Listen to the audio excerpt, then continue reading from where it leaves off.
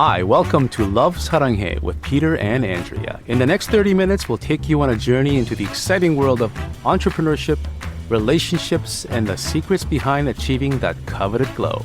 Are you ready? Let's go.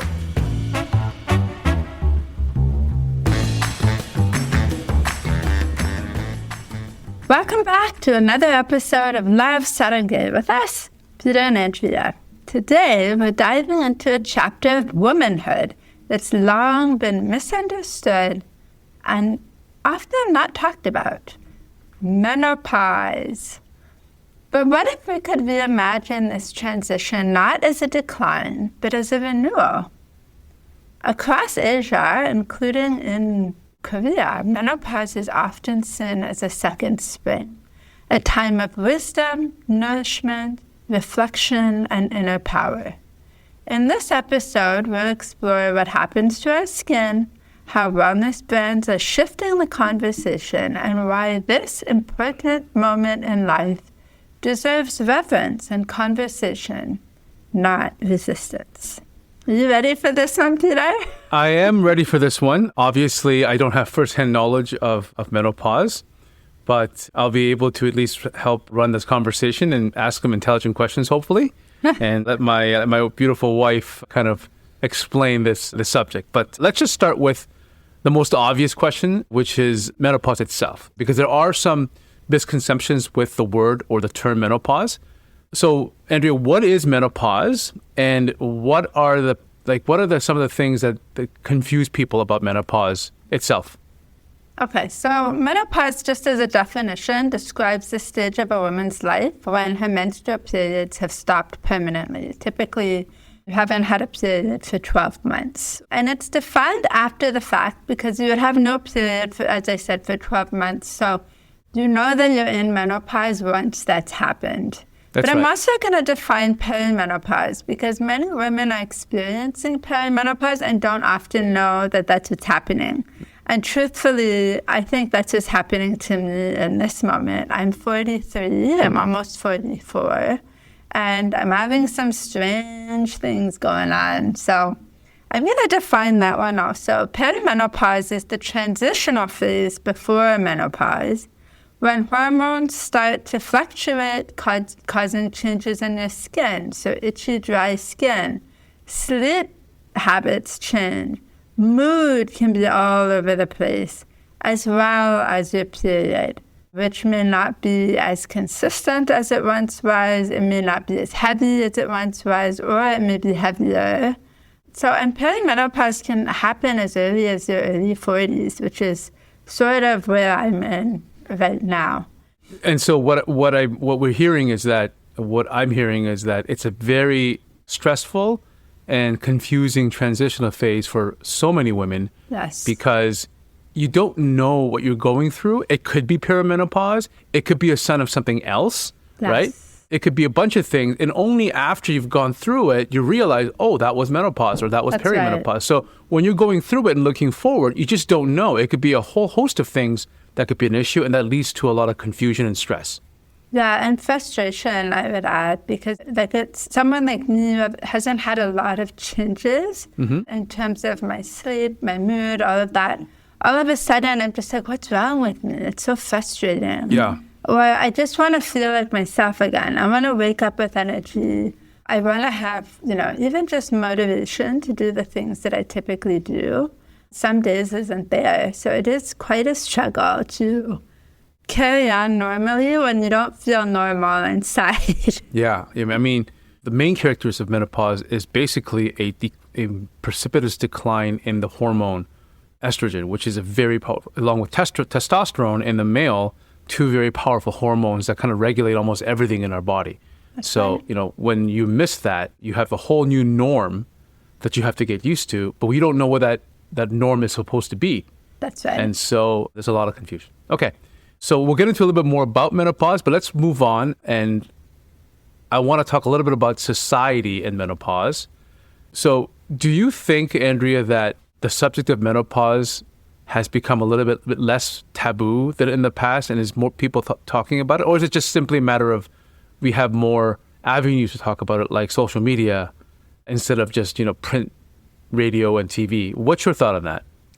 I actually do think that we are talking about it more. Women are becoming more vocal. Women are working. Women are taking full ownership of their financial path. And then also the medical path. I think what we're noticing, for example, my mother's generation, she was raised to believe that the doctor was in the body business, and it was the doctor's job to keep her healthy. And as long as she booked her appointments yearly and did everything he told her to do, then she would be healthy. In our generation, I would say that it's not that way at all. I would say that the doctor is a part of your wellness journey, but it is your 100% responsibility to ensure your own wellness. And sometimes that means going against the doctor's orders. And we're finding, especially in women, that the research that is around women's health is really lacking. Mm-hmm. And as a result, we're going out and we're trying to figure things out on our own. Because just because hot flashes are considered quote-unquote normal, it doesn't make it comfortable, or it doesn't make it something that we just want to live with. We want to feel better, and we want to sleep better. And so as a result, we're going deeper to try and figure out what's going on. And absolutely, I think social media being so easily accessible, being able to have access to different cultures and societies around the world gives us a window into how other women experience this change of life. And quite honestly, in Asia, for example, they just experience it in such a more beautiful way that it's attracting people from North America. Like, we want to know, what are they doing differently? Why are they having different experiences? What are they eating? What are they, consuming? Like, all the things we want to know so that we can change our experience here at home as well. Do you, with the onset of social media and these other forms of communication and media forms, do you think there's also a lot of misinformation about menopause? 100%. I'm sure, like everything, there's a lot of misinformation, and trying to figure out what's right and what's true and what's not is always a challenge. But for me, I always bring it back to, especially women, I would say, leaning into what feels right and what's like listening to your intuition. And I really believe that as women, that is our superpower. And we're taught, especially in North America, to ignore it and stick to the books on how to carry on in terms of our bodies, in terms of our work, in terms of all aspects of our life. But I find that when we really lean in and we listen to that gut feeling or what our intuition is telling us, we're often not wrong. So I really do think that, there's a lot of information out there, and we have to take ownership over that and figure out what makes sense to us. Yeah, what I'm finding in the internet world now is this whole entrance of the bro culture, the young people that seems to want to hack everything, like hack this, hack the diet, hack your exercise, how do you run the best marathon of your life with less than 2 weeks training, like, things like that. And what I've seen in the male world is they're treating the idea of low testosterone, the whole idea of decrease in hormones as you age as a disease. It's like that's a problem and you're gonna have to solve it. Yeah. So here's a way to solve that problem of low T. Meanwhile, it's just a part of life, right? And I think probably the similar things are happening to menopause as well, where this whole culture is going to come in and say, this is a disease. This is something you have to fix, which is not the case. Yeah, it is for some people. That's what they want to do. They want the quick fix. And we've been raised here in North America to quickly fix what we can. And when we can't fix something with a pill or with a snap of a finger, it's very frustrating. Mm-hmm. And I think if we just reframe it, if we shift our mindset around this period of time, even in men, like that, period of time in their 50s where their bodies start to change. instead of looking at it like a loss of youth and muscle mass and all the, things that men hold so dear, if we changed it and looked at it in a different way, I think men would experience it in a different way. And I think it's the same thing with women. I agree. Okay, so let's go a little more focus into a conversation, because we are Saranghae is a skincare. We're in the skincare world. Let's talk about skin. Yeah, let's talk about menopausal skin and kind of what that means as opposed to our customers and also skincare. So what happens to our skin during menopause, Andrea, and why does it change so much? So the biggest issue is the drop in estrogen. So once that, and collagen actually. So when collagen and estrogen decrease, the result is dryness, dullness, a lack of loss of elasticity in the skin. The skin becomes thinner, more sensitive. I know I'm experiencing that. More prone to inflammation and irritation. So sometimes you might notice the skin cream that you were always using is no longer working for you. And you may not have attributed it to the skin cream, but that could be because your skin is no longer as tough to withstand the chemicals in that product. Also, hormonal shifts can trigger acne or redness. Even if you think about hot flashes, like profuse sweating, what that does to the skin, if you're not properly treating your skin, can cause breakouts and other strange things that we think that we're sort of over, been there, done that. After teenage years, it's all coming back. One thing that skincare aficionados should know, and they probably do know already, is that our skin changes a lot during our lifetime, right? From the moment we're born up to toddler, up to child, up to teenager, up to young adult. It changes quite a bit as we go through the life cycle of our life. It just so happens that for women, menopause happens to be a very drastic change. So your skin can actually, it can be. Not everyone, and that's the frustrating part of it. This is this is not a black and white problem, right? There's a whole range of things that a woman can go through, and not one of them is exactly the same as the other. So they can change quite a bit. And so when you are faced with a situation where you might have to completely overhaul your skincare routine, even your diet actually, and not just even of course your diet and your skincare routine, because diet is it has a greater effect than even topical skincare. It's not actually a uncommon thing. It's very common to want to have to kind of change and overhaul your skincare routine as you go through that transitionary phase.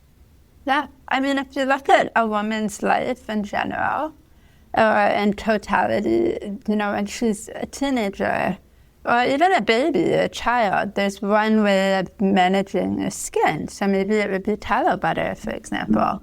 And then as you become a teenager, you'll start to need to do proper cleansing and hydration, moisturization, SPF.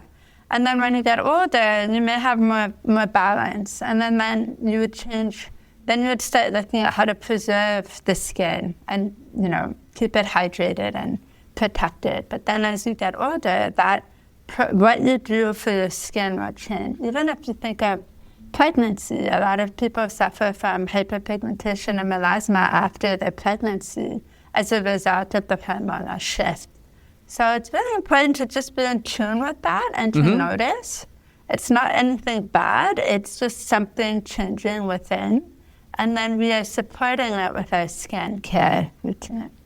In Asia, this shift in energy is called qi. I don't know if I'm saying that right. And balance. So skin becomes an outward expression of the internal change.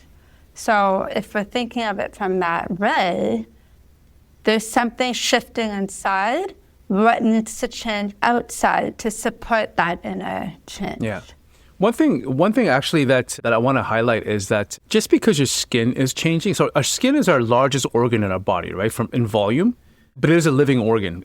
The other function is that it's actually a filter for our body. So it filters external, impurities from coming into our body, but it also helps expel toxins and other things from our body out. Right? That's right. So it's a two-way filter. So when your skin becomes dry, itchy, or it becomes red or blotchy, or maybe your rosacea is getting a little bit worse, maybe your hyperpigmentation is getting a little bit worse as well. These could also be signs that something's going on inside your gut. So That's right. yeah. So you're going through menopause. You're in your early to mid 40s or perimenopause, and all of a sudden, that hot sauce with your food, or maybe the 5 years of hot dogs that you've been eating, I don't know, sausages with breakfast, it just, you're getting, not only are you getting indigestion, you're getting stomach cramps, but your skin is also being affected because all of that toxin, that thing that your body can no longer digest and waste out is coming through your skin as well. So that's also an issue. Yes, I agree. There's so many things. It is complex. But I think one of the first steps is to really just take notice of what's happening and then look at what you are doing currently that maybe isn't working anymore. Yeah. And then adjust from there. Okay, yeah. Okay. So from a skincare perspective, we're really just kind of looking at the symptoms of menopause, which is basically the dry, itchy, dehydrated skin. So in that perspective, what skincare ingredients or strategies are most effective at this stage for the majority of people going through perimenopause or menopause? What would you say to that, Andrea? So as always, I would definitely ensure that you are cleansing properly because the cleansing step is very, very important in all phases of life, but especially in menopause, perimenopause phase. The second thing that is so, so important is hydration. So just getting that hydration back into your skin and just supporting it through this phase. And the way you can do that, think of things like in our formula is Humacol 21, also known as SH polypeptide 121. So peptides are really important. Hyaluronic acid is important. Think of ceramide. Barrier support, they'll get that with squalane, niacinamide, plant oils.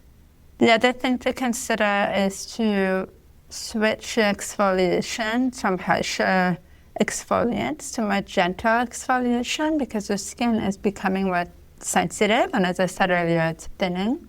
So I wouldn't do like the harsh physical scrubs. I would do things like gentle AHA, BHA exfoliation, maybe once a week at best. Just be mindful also of like what kind of, some people are using the electronic exfoliation devices. That may no longer be appropriate for you. You may just need a simple brush, a soft thistle brush with the cleanser, and that's enough. So you might want to test things out and figure out what's working and what feels good and what no longer is. And we're also happy to support you. If you write in, we'd be happy to sort of help you solve this problem together. Another thing to really think about is consistency, not complexity. So don't try to overcomplicate it. Everything is complicated enough. So try to simplify where you can. If you have like a 10-step skincare routine, maybe you're going to bring it down to 5. And you're just going to focus on hydration, barrier support, and cleansing for the time being, at least until you're sort of out of this phase.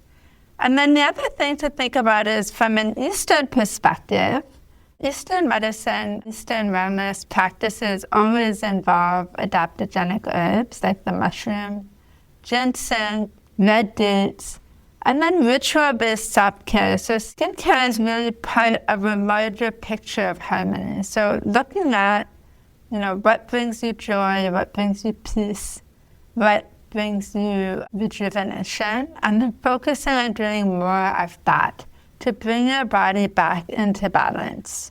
So even if it's, things like when we're talking about ritual-based self-care, maybe it's things like hiking. Maybe it's taking a nap. Maybe it's lying in the grass or walking in the grass barefoot. So think of the skincare and the wellness journey in this phase as a more holistic approach. Skincare being a big part of it, but also how are you taking better care of you in this phase of life? Very interesting. Very interesting. Well, we can also speak to the husbands, and the husbands in this could be very supportive because women are going through a lot. So as a husband, how could you support? What advice would you give to the husbands or the men listening in on this? How would you support? Well, I mean, how would I support a rampaging wife? Careful. Sobbing away, I need support. I don't think it ever comes out that way, though. We never say we need support, or at least I don't. It's more just frustration and exhaustion and little quiet bits of complaining. Yeah. I don't know, that little bit quiet bits of complaining that starts quiet ends up being not so quiet down the road. Well, okay, so I think the first thing from a man's perspective, I'm going to put manscaping here. The very first thing I think is men don't take subtle cues very well, right? Like if you're like walking around like giving me little hints, that's just not going to fly. Yeah, you don't pick that up at all. Just do all men a favor and just tell us, or just tell me what you're looking for, and more details the better. So if you come to me and say, babe, I need you to do the dishes within 15 minutes, dry them, rack them, and then clean the counter, make sure it's spit shine, and that you can eat off it, etc. Like the more details, the better I follow those instructions, right? When you say just wash the dishes, the entire kitchen might get clean, or just the dishes might get washed. So just tell us what you want. Yes, I agree. I agree that I need to be very vocal with you, especially because you don't notice. And I think it's not necessarily that you don't want to. It's more that you just don't notice. And I've always done those things. So you've never trained is a bad word, but you haven't been trained to pay attention to those things because you've never had to. So I think the question is now, or the conversation is, how can we create more balance where women aren't in charge of so many things? I think that's exactly what you just said, which is, I think communication early on, right? Just coming from a man's perspective, planning ahead and talking about what is the expectation, and then making sure that we just simply lay out that plan and then you execute. It becomes much easier when you agree to something in advance, figure out what you need to get it done, and then when the time comes, you follow what your plan dictates. So I think the best thing to do is not just simply leave it out until the last minute or hope that somebody notices something, and then get upset when it didn't happen. In both ways. I think what's important is, maybe every Sunday night you have a meeting or you talk about things that that need to get done over the next week. You lay out your priorities, make sure everybody understands exactly what is the priority, what is not. And then you lay out the things to do and who's responsible for it. Yeah. And then, when we do that, I think what ends up happening is you kind of build routines into, and as my wife knows, I love routines because the only way I can get myself efficient is it starts becoming something that you don't even think about. It's part of your daily routine. We got to get it to that level, right? Because everybody here, including my wife and I, and everybody else listening here, have a million things to do or a million things you can do, and they can't all occupy your headspace at the same time. So the more you can make things automated, the better it becomes with your partner. Yes. Right? Okay, that's good advice. So essentially communicate ahead of time. Yeah. What you're feeling, what you need, and what you would love to experience, and do it often and clearly and in as much detail as possible so that your partner doesn't have to guess. That's and then right. There's no disappointment in the end. I do have one other advice though. No, this is a good one. I think men try to solve problems a lot. So when my wife tells me she has an issue or she has a stomach ache or she has a problem, my automatic reaction is like, well, what did you do to solve it? What do we do now? Like there's no empathy. There's nothing in between, right? I think one of the things I could work on, and a lot of other men as well, is sometimes you just leave your wife alone, right? So she's going to tell you something, you say, what do you need, or how can I help? And then sometimes she just needs a little time to be herself. So you don't want to be like, hey, can I help you? Hey, what's going on? Hey, Just give her some time, maybe, a spa session every couple of weeks.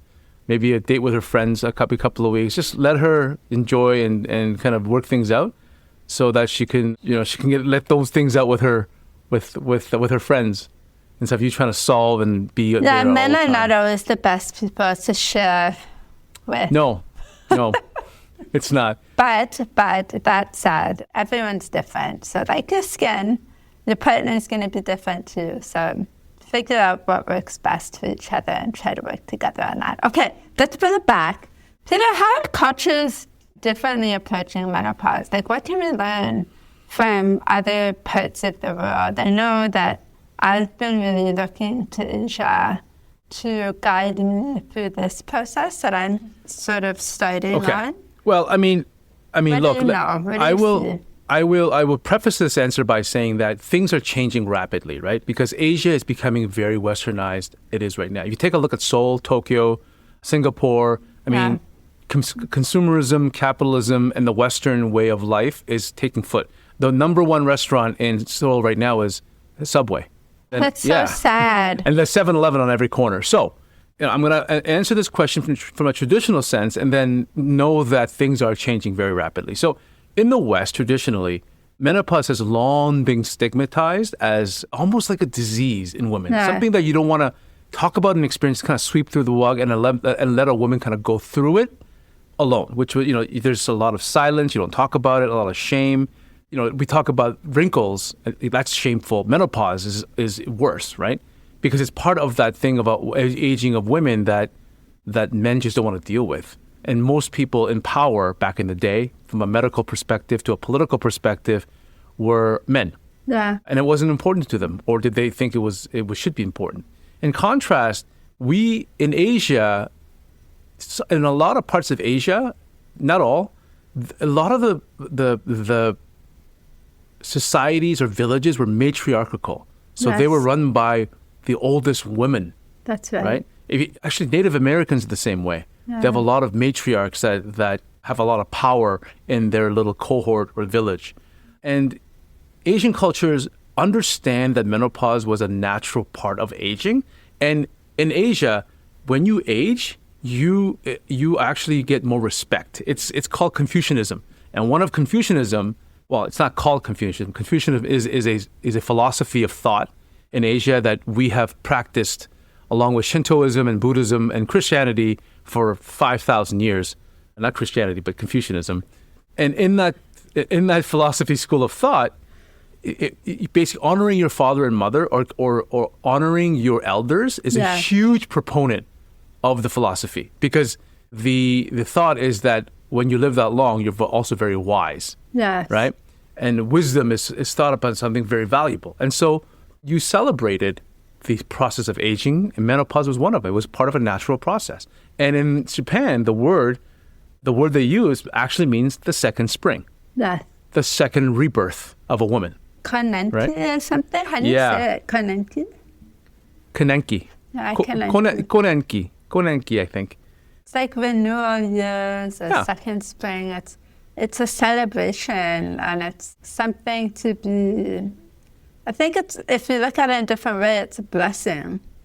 The natural evolution is a blessing, and I think that we are so lucky that we get to age and we get to, have all these years behind us of memories and joy and wisdom and experience. And that's something I didn't have in my 20s, when I didn't have any wrinkles and I was, perfect in other ways. So I wouldn't want to go back to that period, but as a culture in North America especially, it was really made that phase of life so negative that women are, they're cutting up their bodies and they're cutting up their faces to hold on to that youth. Yeah, that's right. And it's very different in Asia. Used to be very different in Asia. That's right. It's starting to change. Society is very strong. Yeah, I mean, the idea of lots of money and clout and social status it's a universal language that speaks to all human, desires, I guess.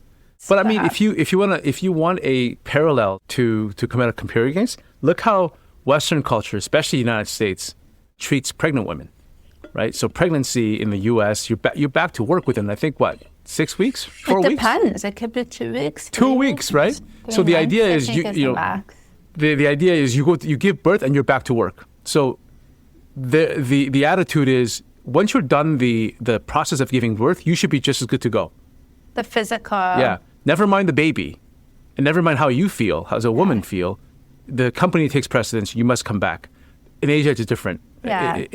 There's a lot of programs out there to help mothers actually heal, help mothers and children bond, and children to get what they need to get, and it's ingrained in the culture. That's right. Right. So. Well, even just the 45. I think it's 45 days where women are supposed to be home. Yep. And they're fully taken care of. They're fed. The babies are looked after. Their only job is to bond with the baby, nurse the baby if that's how they're feeding the baby, and recover. Yeah. And imagine the decrease in postpartum everything if women had that opportunity there. So I would look at, menopause and perimenopause in the same way.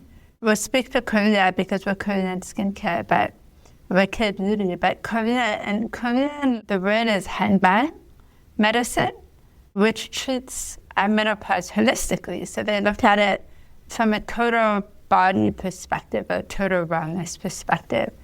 And then, women typically would eat warmer food, they would have special herbs, they would rest more, and they would really focus on balancing their inner world to embrace this period of their life. And we can really learn from that by just slowing down, softening the pressure to fix things when nothing's really broken. This is exactly how it should be. This phase of life is a part of a transition. And stop feeling guilty about not being the way you used to be and embrace what's to come. I agree. That would be my Asian wisdom. I agree. From my beautiful Asian Korean mama. Mm-hmm.